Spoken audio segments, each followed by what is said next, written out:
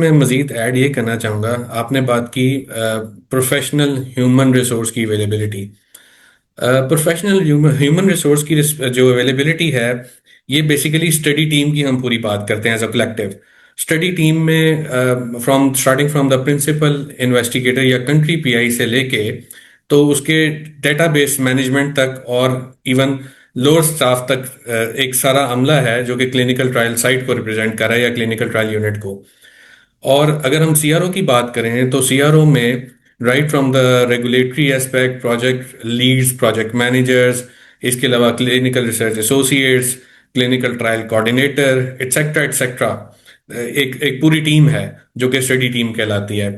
और अगर हम इसकी जिस तरह आपने कहा जी कि क्या हमारे पास ह्यूमन रिसोर्स अवेलेबल है जो कि साइंटिफिकली स्ट्रांग हो और साथ ही साथ उसका उसका सारा आईसीएच जीसीपी पे अंडरस्टैंडिंग हो कि वो क्लिनिकल ट्रायल को इफेक्टिवली रन कर सकता है। तो इसमें दो पर्सपेक्टिव हैं। एक तो ये है कि जब भी कोई क्लिनिकल रिसर्च एसोसिएट या सीआरओ की टीम जो कि डायरेक्टली इन्वॉल्व है क्लिनिकल ट्रायल की मॉनिटरिंग में, उसको सबसे पहले तो आईसीएच जीसीपी की ट्रेनिंग करनी पड़ती है जो कि बेसिक्स हैं। पहले वो नाइडा थी, उसके बाद R1 आई, R2 आई, R3 आई, और उसके बाद हम उसको पढ़ाते हैं बायो स्टडी रूल 2017 जो कि ड्रैप ने डेवलप किए हैं। इसके अलावा हम नेशनल गाइडलाइंस उनको पढ़ाते हैं जो कि लोकल इंडस्ट्री पाकिस्तान की है, जो कि अगेन ड्रैप ने डेवलप की है और ये पब्लिकली अवेलेबल है। और अगेन जो कि क्वालिटी एश्योरेंस का एक एस्पेक्ट है कि हम उसका एक टेस्ट भी कंडक्ट करते हैं जिसमें ये चीज़ इंश्योर हो जाती है कि इसने जो पढ़ा जो सीखा वो इसको वाकई आता है और ये इम्प्लीमेंट भी करेगा। तो एक तो ये चीज़ होगी कि ह्यूमन रिसोर्स की डेवलपमेंट जो कि सीआरओ का पार्ट है, ऑलरेडी एक ट्रेन टीम वो कर रही होती है। और अब बहुत सारी कंपनीज हैं जो कि इसको पेड या unpaid as a social corporate social responsibility भी कर रही है कि वो क्लिनिकल ट्रायल्स को कंडक्ट करने के लिए सीआरएस को ट्रेन कर रही है। तो इस वक्त अल्हम्दुलिल्लाह अगेन जो जंग हमारे पास मौजूद है पाकिस्तान में सीआरओ इंडस्ट्री का, वो काफ़ी हद तक वेल ट्रेंड है और as per ICH GCP guidelines वो बिल्कुल तैयार है कंडक्ट करने के लिए किसी भी स्टडी को। और सेकंड पार्ट जो है क्लिनिकल ट्रायल साइट्स का या यूनिट्स का, नो डाउट के कुछ क्लिनिकल ट्रायल यूनिट्स तो एग्जांपल हैं, जैसे कि मैं बात करूं शौकत खनम की, जैसे मैं बात करूं आगा खान की। एक टाइम पे यूनिवर्सिटी ऑफ हेल्थ साइंसेज में डॉक्टर शनूर और डॉक्टर जुवेद अकरम दोनों ने बहुत अच्छा काम किया। इसी तरह से कुछ क्लिनिकल ट्रायल साइट्स हैं जिनका बहुत ज़्यादा एक्सपोजर नहीं रहा क्लिनिकल ट्रायल्स का, वो अभी इन्वेस्टमेंट करके अपने कैपेसिटी बिल्डिंग करके फेज 3 और फेज 4 के लिए अप्रूव हुई हैं। अब वो जाना चाहती हैं फेज 2 या फेज 1 की अप्रूवल के लिए। पहले तो उनको पता ही नहीं है कि फेज 2 की रिक्वायरमेंट क्या है, फेज 1 की रिक्वायरमेंट क्या है। तो क्लिनिक सीआरओज का अगेन यहाँ पर रोल आता है कि सीआरओज और सीआरओज की लीडिंग टीम जो है वो clinical trial staff, clinical trial site के स्टाफ को ऑन गोइंग ट्रेनिंग देती रहती है। और जैसे ही कोई क्लिनिकल ट्रायल आता है, लेट्स से कि एक क्लिनिकल ट्रायल आया सीआरओ के पास, तो सीआरओ ने 3 साइट्स उसमें सेलेक्ट की। अब सीआरओ का काम है कि विद एंगेजमेंट ऑफ स्पॉन्सर उन क्लिनिकल ट्रायल साइट के स्टाफ को बेहतरीन तरीके से वो ट्रेन करें, क्योंकि उन्होंने पेशेंट्स के साथ डील करना है या पार्टिसिपेंट्स के साथ डील करना है। इसमें एक छोटी सी एग्जांपल मैं दूंगा कि वैसे तो बहुत सारे एस्पेक्ट्स हैं लेकिन इसमें एक बड़ा इंपॉर्टेंट एस्पेक्ट है इन्फॉर्म कंसेंट फॉर्म। अब इन्फॉर्म कंसेंट फॉर्म इतना इंपॉर्टेंट टॉपिक है कि ये समझ लें कि आप एक पार्टिसिपेंट है या पेशेंट है, तो प्रिंसिपल इन्वेस्टिगेटर या स्टडी कोऑर्डिनेटर का काम है, कोपीआई का काम है कि वो चाहे पंजाबी में, चाहे उर्दू में, चाहे अंग्रेजी में, चाहे सराइकी में, जिस जुबान में आपके सामने वाला पार्टिसिपेंट बैठा बैठा हुआ और समझता है, वो उसको उस जुबान में बेहतरीन तरीके से उस प्रोटोकॉल के बारे में बताए, उसके रिस्क बताए, उसके पॉसिबल एडवर्स इवेंट्स बताए, उसके फॉलोअप्स बताए, उसका ट्रीटमेंट बताए, उसको क्या लिमिटेड लाइबिलिटी इंश्योरेंस मिल रही है, क्या बेनिफिट्स हो रहे हैं, एक पूरा उसको एक क्लिनिकल ट्रायल से रिलेटेड सारी इंफॉर्मेशन दे। और फिर उसको पूरा मौका दे कि वो सोचे और उसके बाद उस इन्फॉर्म कंसेंट फॉर्म को साइन करे कि क्या मैं खुद को एनरोल करना चाहता हूँ इस स्टडी में। तो ये सारी चीजें as a team, as a stake holders, CRO, sponsors, sites, investigators, पूरी टीम ये ऑलरेडी कर रही है। और इस वक्त no doubt it's going to say कि हमारे पास टीम जो कि वेल ट्रेन्ड है वो अवेलेबल है at every CRO, at every clinical trial site.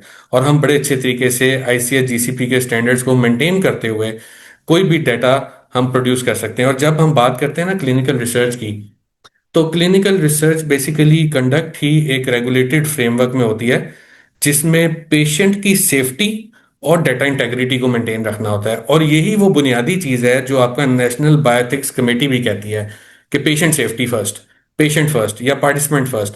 और इसी बुनियाद की वजह से ड्रैप कहता है कि एनबीसी की अप्रूवल पहले लेकर आए। इस वक्त हमारा फार्माको विजिलेंस सिस्टम बहुत अच्छा एस्टेब्लिश्ड है। Again the credit goes to ड्रैप। और किस वक्त किस एडवर्स इवेंट को रिपोर्ट करना है विद इन द टाइमलाइन, ये सिर्फ बात नहीं है, ये वाकई हो रहा है। और जितने भी क्लिनिकल ट्रायल्स होते हैं, अगर उसमें कोई एडवर्स इवेंट या सीरियस एडवर्स इवेंट आता है, तो विद इन टाइमलाइन वो आईआरबी को, ड्रैप को, स्पॉन्सर को और जो रेगुलेटरी बॉडीज हैं उनको टाइमली किया जाता है। अगेन जब आप एट लार्ज चीज की बात करते हैं, जब आप इंडस्ट्री डेवलप करने की बात करते हैं, you need to work on the communities. वो ट्रस्ट कैसे लेके आ सकेंगे? अच्छा, मैं आपको एक चीज़ बताऊँ, उसमें जो अर्बन वाला सवाल आपने किया, हमारी जो ड्रैप है उसने भी अपने सिस्टम को या पेशेंट सेफ्टी को कंट्रोल करने के लिए जो बायोस्फीयर रूल बनाया है, उसमें उन्होंने कहा कि जी जो साइट है उसको भी हमसे लाइसेंस लेना है, जो सीआरओ है उसको भी हमसे लाइसेंस लेना है। और लाइसेंस की एक चेकलिस्ट है बाकायदा, वो 3 साल के लिए आपको लाइसेंस मिलता है, जिसमें वो आपको आपकी साइट विजिट करते हैं, वो आके देखते हैं कि आपके पास ह्यूमन पावर है कि नहीं। सबसे पहला उनका सवाल होता है कि आपका ह्यूमन स्ट्रक्चर स्ट्रॉन्ग है कि नहीं है। आपका जो ट्रायल आता है उसके अंदर जो बेसिक लोगों की ज़रूरत है, इन्वेस्टिगेटर, को investigator, research nurse, coordinator, statistician, ये सब आपके पास है कि नहीं है। सेकंड, आपका इंफ्रास्ट्रक्चर, कि क्लिनिकल ट्रायल के लिए आपके पास एक डेडिकेटेड स्पेस है। क्यों डेडिकेटेड स्पेस चाहिए? कि ताकि वहाँ पर आप पेशेंट की दवाई को रख सकें, ख़ास टेम्परेचर के अंदर मखसूस रखना होता है, वो रहे वहाँ दवाई। पेशेंट को पता हो कि जी अगर इसको कोई प्रॉब्लम होती है तो इस अस्पताल में किससे कॉन्टैक्ट करना है, ये सारी चीज़ें। तो ये बात आपकी सही है कि हाँ जी, रूरल एरियाज़ के अंदर हमारे पास हॉस्पिटल्स हैं, उनकी कंडीशन अभी शायद इतनी अच्छी नहीं है कि हम कहें कि जी वहाँ पर आप क्लिनिकल ट्रायल साइट बना रहे हैं। वो तो हॉस्पिटल ही चल जाए, बड़ी बात है, तो हम क्लिनिकल ट्रायल साइट क्या बनाएं। कुछ स्टडीज़, हमारी ऑब्जर्वेशन स्टडीज़ ऐसी हो रही हैं जिसके अंदर हमें रूरल डेटा चाहिए। तो इंडस हॉस्पिटल का जो नेटवर्क है सबसे अच्छी एग्जाम्पल है। उनके जो हॉस्पिटल्स वहाँ पर थे, वहाँ पर वो सेटअप मौजूद था, वहाँ पर इंटरनेट डिवाइसेस भी थी, वहाँ ट्रेन लोग भी थे, वहाँ सब कुछ हुआ। रिसेंटली आगा खान ने भी अपना एक सेंटर कुछ अप्रूव करवाएं, उन्होंने जो छोटे सेंटर्स थे वहाँ पर जाके वो ऑन बोर्ड किया, चीज़ों को किया। बट इसका दूसरा तरह हम एक हल बताते हैं, दूसरा हल ये बताते हैं कि ठीक है जी, जो करीब के रूरल पेशेंट्स होते हैं, हम उनको अपने पास शहर बुलाएं। शहर बुलाने के लिए उनको ट्रांसपोर्टेशन, उनका रहने का, खाने पीने का सबका इंतजाम करें। ये एक स्पॉन्सर की जिम्मेदारी होती है कि पेशेंट का सब चीज़ों को टेक केयर करे, क्योंकि पेशेंट आपके पास आ रहा है जब तक, तो आपकी जिम्मेदारी के अंदर होना चाहिए पेशेंट। पाकिस्तान, मैंने जैसे आपको बताया कि कुछ रेयर डिजीज़ में भी सबसे आगे जा रहा है। वेरी अनफॉर्चुनेट, हम जा रहे हैं इसके अंदर आगे। वो पेशेंट कहाँ से मिलेंगे हमें? वो पेशेंट हमें मिल रहे होते हैं गाँव देहातों से। ये कोविड एक वाहिद ऐसा डिजीज़ था जो कि गरीबों से नहीं अमीरों में मुंतकिल हुआ, और अमीरों के अंदर इसने डिज़ास्टर मचा दिया था। उसमें जो गरीब तबका था हमारा, वो फिर ही बचा रहा, तो अमीर बहुत इसमें इन्वॉल्व हुए और उनके पेशेंट्स गए, तो वो ज़्यादा फ्रंट पर। अदरवाइज़ इसके अलावा जितनी बीमारियाँ हैं वो बेचारे हमारे गरीबों में और रूरल एरिया के अंदर ही है, प्रेवलेंस है उसकी। जो हेपेटाइटिस सी की बात कर रहा हूँ मैं, डी की बात कर रहा हूँ मैं, चाहे वो पानी की वजह से हो, चाहे वो हाइजीन प्रॉपर ना मेंटेन हो रही हो, चाहे डेंटिस्ट उसका रीज़न हो, चाहे सलून उसका रीज़न हो, जो भी वजह है, लेकिन वो बेल्ट्स हैं। मैं आपको अगेन डेल्टा की मिसाल इसलिए दे रहा हूँ कि डेल्टा बहुत रेयर है और हमने उस पर काम करके बड़ा सक्सेसफुल मॉडल अभी कंप्लीट किया है। किसी भी रिसर्च का, सिकंदर साहब, जो आउटकम है, सक्सेस होती है वही होती है कि वो प्रोडक्ट जो आपने कंसीव किया था, जो आइडिया था आपका, वो सारे क्लिनिकल ट्रायल के फेजेस पार करते हुए आए, वो दवाई रजिस्टर्ड हो, मार्केट में अवेलेबल हो। ये सक्सेस होती है प्रोडक्ट की, और सबसे बड़ा रिवॉर्ड हमारे लिए वही होता है कि ये हमने जिसके अंदर काम किया प्रोडक्ट में, वो आज ह्यूमैनिटी के लिए अवेलेबल है। तो डेल्टा के अंदर जब काम शुरू किया तो शहर में वो डेल्टा के पेशेंट हमें शायद नहीं मिल रहे। जो गांव देहातों में स्क्रीनिंग शुरू करी तो पूरी बेल्ट, पूरी फैमिली मेम्बर सारे इन्वॉल्व है बेचारे उसके अंदर, उनको पता भी नहीं उसके साथ क्या हो रहा है। जो हेपेटाइटिस बी का पेशेंट होता है वही वायरस, उसका जो डेल्टा का वायरस एक्टिवेट होता है बी के अंदर, तो बी इसका कैरियर है, बी के अंदर डी बन जाता है। तो जिसको डी है उसको बी 100% होगा, लेकिन जिसको बी है, वेरी अनफॉर्चुनेटली पाकिस्तान के अंदर 20% उनकी ही तादाद है। पॉजिटिविटी रेशियो है वो 20% है। हम अगर कहते हैं कि हेपेटाइटिस, हम लोग एक अंदाज़ा लगा रहे हैं 5 मिलियन है, तो 5 मिलियन के साथ 20%, तो 1,10 मिलियन ही हो गया हमारे पास पेशेंट। 1 मिलियन के करीब के 1 मिलियन पेशेंट आपके पास डी का अवेलेबल है अभी। वो पेशेंट कितने हैं? वो गाँव देहातों में, उनको काउंसिल करके शहर लाया जाता है सेफ कन्फाइंड इन्वायरमेंट के अंदर। वो स्टडी पीरियड के अंदर आते हैं, अपना ट्रीटमेंट कराते हैं, उनके सारे टेस्ट होते हैं, उनके साथ उनके कोई ना कोई रिश्तेदार ज़रूर आता है, उनको इन्फॉर्म कंसेंट प्रोसेस आसर ने बताया, बड़ा डिटेल बताया जाता है कि साइट के बेनिफिट ये हैं, ये नुकसान भी हैं, और इन्फॉर्म कंसेंट के अंदर ये लिखा होता है कि भाई हो सकता है साहब की डेथ भी हो जाए। इन सबको जानबूझ के भी अगर आप तैयार हो, साइन कर सकते हो तो करो। उसके बाद भी बावजूद भी हमें वो कर रहे हैं। मैं आपको बताऊँ, जो इसमें सबसे ज़्यादा इंपॉर्टेंट रोल प्ले किया ना पाकिस्तान में, वो ब्लेसिंग डिसगाइड्स जो था वो कोविड था। कोविड ने पाकिस्तान का सिनेरियो चेंज कर दिया। उसने ग्लोबली बड़ी अच्छी रिकग्निशन दी हमारे लिए कि जी यहाँ पर भी ट्रायल हो सकती हैं, इतनी वैक्सीन ट्रायल हो रही हैं, 20,000 पेशेंट्स वॉलंटियर्स जो हैं एक एक स्टडी के अंदर इनरोल हो रहे हैं, और मैसिव इन्रोलमेंट चल रही है पाकिस्तान में। तो वो वहाँ से ग्लोबल एक हम लोग हाईलाइट के अंदर, और वहीं से जो हमारे जो रूरल एरिया के जो पेशेंट थे या सब्जेक्ट्स थे, उनको कॉन्फिडेंस गेन हुआ कि नहीं जी हमने भी वैक्सीन लगाई, और वैक्सीन लगाने के बाद हमें भी कोई ऐसा साइड इफेक्ट नहीं आया इसके अंदर। उनका कॉन्फिडेंस बना, एक के बाद दूसरा आया, तीसरा आया। लेकिन सबसे मेजर इंपॉर्टेंट रोल उस साइट और इन्वेस्टिगेटर की पर्सनैलिटी का है कि वो साइट ने अपना को कैरी कैसे किया हुआ है। अब कोई छोटा सा एक क्लिनिक है, वो किसी गाँव के पेशेंट को बुलाए जहाँ पर इंतजाम ही नहीं है, तो पेशेंट को कॉन्फिडेंस आएगा नहीं। अगर वही हॉस्पिटल आगा खान हो, आगा खान किसी पेशेंट को अपने पास लेकर आए, तो लोग तो ब्रांड का नाम सुन के ही कहते हैं कि ठीक है जी हम कॉन्फिडेंट है कि हमारा ट्रीटमेंट अच्छा हो जाएगा। इंडस है, इंडस कितना अच्छा काम कर रहा है। मैं कल बारी साहब के साथ तकरीबन आधा घंटा था, आज मेरी टीम बारी साहब के साथ थी। बड़ा ज़बरदस्त विजन है बारी साहब का है कि ये उनका एक ही बस एजेंडा है कि जी पेशेंट हमको कैसे बेहतर लाइफ करनी है, और उसके अंदर जो बेहतर कर सकते हैं हम करने के लिए तैयार हैं। आइदर वो रिसर्च की तरफ क्यों ना हो, रिसर्च के अंदर भी वो काम करने के लिए तैयार है। आज वो हमारे साथ थे क्लिनिकल ट्रायल डे के साथ, वहाँ पर उन्होंने बड़ा अच्छी बात की। उन्होंने कहा कि जी ये रिसर्च ही वाहिद सोल्यूशन है पाकिस्तान की जो डिजीज़ बर्डन बढ़ रहा है हमारे पास, को कंट्रोल करने का, कि रादर ये डिले हो जाए या लेट हो जाए, हम प्रिवेंशन की तरफ आ जाना चाहिए। इसको कैसे भी कंट्रोल करना है, प्रिवेंशन के थ्रू ही कंट्रोल करना है, और इसके लिए हमें गांव देहात जाना पड़ेगा। तो उसमें जैसे इंडस है, आगा खान है, या दूसरे और हॉस्पिटल हमारे हैं जिनकी अप्रोच है वहाँ तक, क्योंकि अल्टीमेटली वो पेशेंट हमारा जो आ रहा है, कोयटा की एग्जाम्पल दूँ, आगा खान के अंदर कोयटा के पेशेंट्स आ रहे हैं हमारे पास। गिलगित बल्तिस्तान या कश्मीर के जो पेशेंट्स हैं वो हमारे पास अल शिफा रिसर्च सेंटर के अंदर आ रहे हैं। अल शिफा रिसर्च सेंटर ने हमारे साथ एक ऑप्थेमोलॉजी की स्टडी में काम किया। आप यकीन करें, सिकंदर कंट्री का टारगेट 15 दिया गया था कि जी इससे ज़्यादा इस इंडिकेशन के पेशेंट आपको नहीं मिलेंगे। 24 पेशेंट अकेले अल शिफा रिसर्च सेंटर नहीं कर लिए। उनका ऑप्थेमोलॉजी मेन डोमेन है, उनके पास गिलगित बल्तिस्तान, पेशावर और सारी जगह से अपना कश्मीर सब जगह से पेशेंट उनके पास आ रहा है। उनके पास फैसिलिटी नहीं बेचारों के पास गांव में, वो उनको अल्टीमेटली मेन शहर में ही आना पड़ता है। जब यहाँ आते हैं, बड़े अस्पतालों के साथ काम करते हैं, तो वो उनको कॉन्फिडेंस गेन हो जाता है।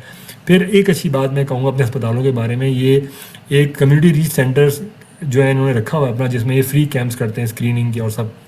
मैं बहुत सारे ऐसे इन्वेस्टिगेटर्स के साथ काम कर रहा हूँ कि जो इस तरह के इवेंट्स में इंक्लूडेड हैं, और वो फ्री स्क्रीनिंग करते हैं जहाँ से पेशेंट का कॉन्फिडेंस गेन हो जाता है उनके पास, और फिर वो आपके पास तक आते हैं। अगेन मैं कहूँगा ये कोई गिनी बीक नहीं है, इसको आपने बड़ी जिम्मेदारी होती है आपकी कि पेशेंट आपके पास आए, आपको संभालना है उसको। एक एक पेशेंट की लाइफ आपके साथ कीमती होती है। मैंने कुछ ऐसे इंडिकेशंस में काम किया, चाहे वो ऑन्कोलॉजी था, total knee replacement, doctor Shahid Noor के साथ मैं 2006-7 से काम कर रहा हूँ।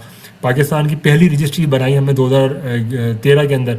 आज उस रजिस्ट्री को तकरीबन 15 साल होने को आ रहे हैं, और हर साल वो एनुअल रिपोर्ट्स की पब्लिश होती है। It's now become Asia's number 1 registries for हो चुकी है। तो I am a founder of that as well. इसी तरह मैंने डायबिटीज़ के साथ डॉक्टर जमाल रजा के साथ एक रजिस्ट्री बनाई है। अभी कार्डियोवैस्कुलर के अंदर डॉक्टर बशीर हनी के साथ हम काम कर रहे हैं। तो ये मेरे कंपनी का असाइनमेंट नहीं है जो मैं कर रहा हूँ, ये मेरा पर्सनल रिस्पॉन्सिबिलिटी और असाइनमेंट है भाई, कि मैं अल्लाह ताला ने मुझे आज ये मुकाम दिया है, ये वसाइल दिए हैं, ये अप्रोच दिए हैं, तो ये मेरी जिम्मेदारी बनती है। कल को हो सकता है मुझसे सवाल हो भाई कि तुम्हें अपॉर्चुनिटी ऐसे हाथ में ला के दे दी, तुमने इसका क्या यूज़ किया। आप यकीन करें, बाज़ दफ़ा ये होता है कि इंडस्ट्री में बड़ी रेजिस्टेंस मिलती है मुझे। बाज़ जगह लोग पसंद करते हैं, बाज़ जगह नहीं भी पसंद करते हैं कि जी इसका बोलना थोड़ा सा जो है और जाता है। लेकिन बात यही होती है कि जी अगर मैं अपने इंटरेस्ट की बात करूँ तो मेरा इंटरेस्ट तो सेव है। व्हाट नेक्स्ट, अब आगे क्या करना है, फ्यूचर में क्या लोगों को दे के जाना है, या रजिस्ट्री बनाई हमने, पॉलिसी पे हम काम कर रहे हैं, जो भी हो क्या है वो आगे आने वाली नस्ल के लिए, या जो फ्यूचर हमारी जनरेशन आ रही है उनके लिए। ये बहुत बारीक लाइन पे इस वक्त हम खड़े सिकंदर साहब। अगर हमने आज नहीं संभाला एज ए इंडस्ट्री, तो बड़ी बड़ी कंट्रीज इसमें से आउट हुई हैं। एक ज़माने में 2013-14 में इंडिया जैसा बड़ा मुल्क जहाँ क्लिनिकल ट्रायल का हब था, वो क्लिनिकल ट्रायल से आउट होने लगा था कि जी वहाँ का डेटा फॉर्जरी और सब कुछ होने लगा था। तो ये बड़ा नाजुक एक और रोल है जो हमें मैनेज करना है किसी तरीके से। तो we are trying our level best कि हम उसको किस तरह से अर्बन को, रूरल को, सबको मिक्स करके लेके चलें।